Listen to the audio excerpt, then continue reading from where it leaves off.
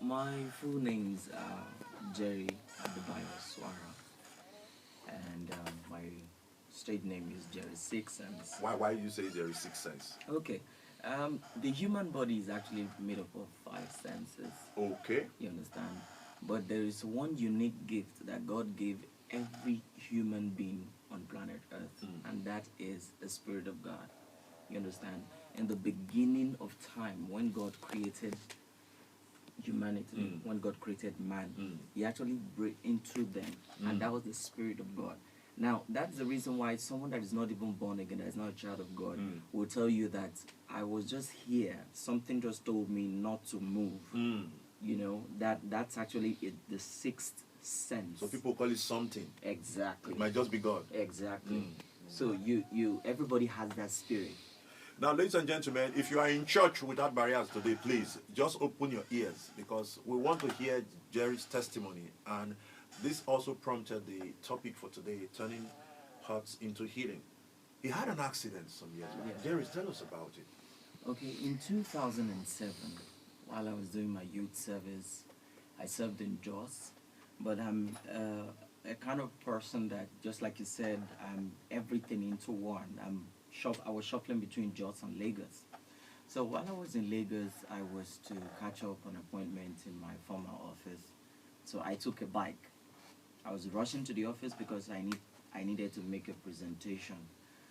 And while I was on the bike, we were just rushing and rushing. We hit two passers-by that were just beside us, and we fell to the left. This is where I'm taking you to. We fell to the left. There was an upcoming trailer coming from behind, fully loaded. Jeez. Now, while we fell to the left, the logical thing is that my head is to be to the left. I have always been talking about this everywhere it's time to minister, but I've not been able to comprehend what God did on that day.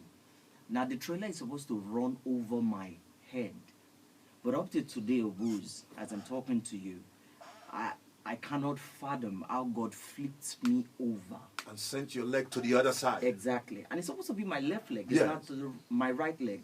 So how God did that till today, I still cannot fathom it. Now, the devil actually planned to just take me away. But God had other plans. And I was taken to the hospital.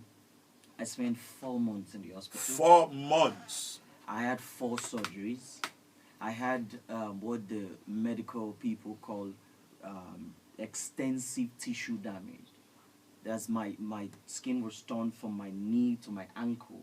Jesus. So, and the human body is made up of 10 pints of blood.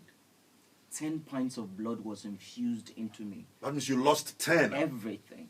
So the logical thing is that the devil tried on the road. He didn't succeed. So he tried again in the hospital. Twice on separate occasions, 2 people died beside me. Jesus. And for me to have 10 pints of blood infused into me, then the devil also tried again. But God had other plans. And they were supposed to amputate my leg. Then I made a vow to God. On your sick bed. On the sick bed. I said, if you could deliver me from this predicament, that my leg is not amputated. They wanted to send me to Ethiopia. That I'm going to use everything I have, part of my earnings, my giftings, to help other people in this situation. And truthfully speaking, Obuz, a lot of people died in the hospital, not because they just wanted to go, but because they didn't have just common 5,000 naira to complete one. The bills. Exactly. Just as small as 5,000 naira. And I just made a vow to God that just save me from this predicament. I'm a gospel minister that jumps around whenever I minister. So for the devil to want to take that leg away, so it would just be all over. So I was at the end of the road. It was all over, just like Shadrach, Meshach, and Abednego were thrown into the fire. It was the end of the road for them. But they just believed that we will not die. You continue. This, Deaconess Debbie, you hear something he said now. Many people negotiate their safety. they just negotiate it. If you just give me some more, I will manage them. But he said, God, I know how to jump and dance. You have saved me, fine. But if you let the devil take my legs, he has succeeded in taking the very important thing, how to give you crazy praise. Crazy. Somebody's out there. You are out there and you are throwing in the towel. You may be in a sick bed right now. You may have lost everything. Hear the voice of God. Hear God speaking to you through this testimony. Jerry, I want you to continue. Just Okay, so while I was there on the hospital bed, and I made a vow to God that if He could save me from this predicament, that I'm going to use part of my earnings, use part of my giftings to save other people. You promised God that. I made that vow. And truthfully speaking, the devil was there also waiting. Now, one of the things that human beings are very quick to do is to make a vow. You know, a lot of people that promised, they know how to say, I'll do this, I'll do that. That's true. That's true. So That's true. I stuck to it. God helping me. That's the key point. God helping me, because Grace. it's actually not easy. I won't lie to you. From that 2008 till date, God helped us to start an NGO which we called Jheri's Help Accident Victims Initiative. Jheri's Help Accident Victims Initiative. And for the period of 6 years, I go about ministering and telling them my story. Now, Dickness, this is where I want us to key in. Turning hurts into healing. The fact that he was down in the sick bed, it was promising God to help people. Like he said, people love promising. That's why I hate resolutions. I hate resolutions. They are not part of me. I believe in revolution. Change 180, not 360. 360 means you are going back to where you started. But 180 is you change and face the other side. Now, how were you able to, I know in the course of all this, you lost friends, you gained friends, but you are still doing what you promised God. I know it's difficult, but how did you manage to turn these hurts into healing? You know, with the nature of what I do, you understand better, and even Debbie, you tend to have lots of friends. Friends like to be around the happening people. But you know true friends when the chips are down.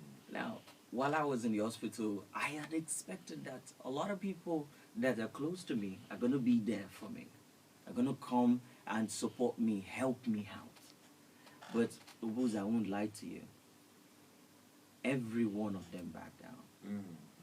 It was, in fact, I even have some of my friends that, for somebody that has an accident that you know that the leg is a problem, the one that even the few that managed to come will come and show you the kind of shoe they just bought. You know. I have a testimony like that too. So Don't be shocked. Sisters leader, please, don't be shocked yet. So you can imagine that kind of a thing. Another person, someone extremely dear to me. In fact, he came, and because I had the bike, it was a bike accident. Okay, he just said, okay, that's the reason why I hate promises. He just said he had gotten a car for me, brand new car. But you know what? After I left the hospital, okay, where's the car? He actually was not giving me stories. This is somebody that is dear to me. Did you force him to promise I you? did not even force force that. Okay. So I thought about all that anger, everything that these people, the people I looked up to, that disappointed me, they were not even there for me to even help me with the bills. And then I remembered that even Jesus Christ was, he had people that he was looking for, and they also disappointed him. Even if his father too could turn his back at him on the cross, that means nothing. Debbie, I know Dickness, you are boiling, but I know it's for a good thing. You know, David in the Bible, they said a priest came to anoint somebody as king in their compound, their family house. Do you know that when it mattered most, his father forgot about him? His father never remembered his son. I wonder how he gave birth to that kind of a child. But yet, this is the same David that ruled Israel and never ruled anyone out. turning hurts to healing.